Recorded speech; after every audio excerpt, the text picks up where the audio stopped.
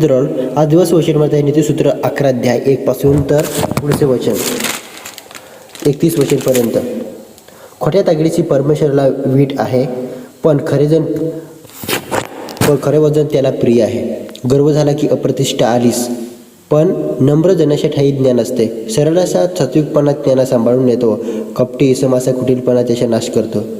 क्रोधाच्या समयी धन उपयोगी पडत नाही, पण धार्मिकता मृत्यूपासून सोडविते. सात्विकाशी धार्मिकता त्याच्या मार्ग नीट करीते, पण दुर्जन आपल्या दुष्टतेकडे पतन पावेल. सरळाशी धार्मिकता त्यांना सोडविल, पण जे कपटाने वर्तवतात ते आपल्या दुष्कृतीनेच बद्ध होतील. दुर्जन मेला म्हणजे त्याची अपेक्षा नष्ट होईल आणि बलाविषयीचा भरवसा नाहीसा होईल. धार्मिक संकटातून मुक्त होतो आणि त्याच्या जागी दुर्जन सापडतो. अधर्मी आपल्या तोंडाने आपल्या शेजाऱ्याचा नाश करतो, पण धार्मिक आपल्या ज्ञानाने मुक्त होतात.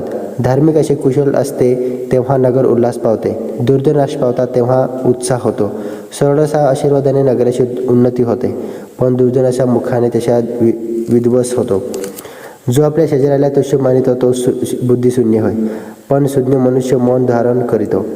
लावालावी करीत फिरणारा तृप्त गोष्टी उघड करीतो, पण ज्याच्या चित्त इमान बसते तो गोष्टी गुप्त ठेवितो. शहाणा मार्गदर्शन नसल्यामुळे लोकांचा अधापात होतो, पण सुमंत्री बहुत असले म्हणजे कल्याण होते.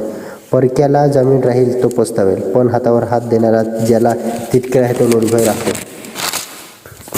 कृपाळू स्त्री सन्मान संपादिते आणि बलात्कारी इसम धन संपादिते. दयाळू मनुष्याच्या आपल्या जीवाशी हित करीतो, पण निर्दयी स्थावर संकट आणतो. दुर्जन वेतन मिळवितो व बेभार वशाशी असते, परंतु जो नीतीचे बीजारोपण करीतो त्याचे वतन खात्रीशी असते. ज्याच्या ठाई अढळ नीती असते त्याला जीवन प्राप्त होते, जो दुष्कर्म मार्गे लागतो तो आपणावर मृत्यू आणतो. जे मनाचे कुटील असतात त्याशी परमेश्वर वीट आहे, पण ज्याचा मार्ग सात्विकीचा आहे त्याबद्दल त्यास आनंद वाटतो. दुर्जनाला शिक्षा चुकणार नाही हे मी टाळी देऊन सांगतो, पण धार्मिकाची वंशाची मुक्तता होईल.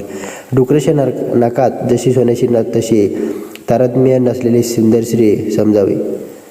धार्मिकाची इच्छा शुभस असते, दुर्जनाची अपेक्षा रशिरूप आहे. एक इसम वय करीतो तो त्याची वृद्धीच होते. एक वाजवीपेक्षा फाजील काटकसरी करीतो तरी तो भिकेस लागतो.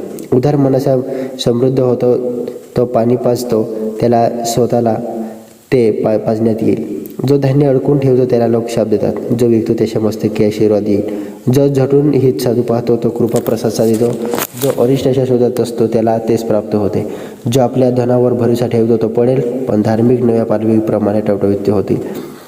जो घरच्यास दुःख देतो त्याच्या वाटेला वारे येईल. मूर्ख मनुष्य शहाण्याच्या शाकर होईल. धार्मिक असे फळ जीवनाचा वृक्ष होय, आणि जो ज्ञानी असतो तो जीवास वश करतो. पहा, धार्मिकाला पृथ्वीवर त्याच्या कर्माचे फळ मिळते, तर मग दुर्जनाला व पातक्याला कितीतरी जास्त मिळेल. हे आहे नीतिसूत्र 11 अध्याय. देव तुम्हाला आशीर्वादित करो. आमेन.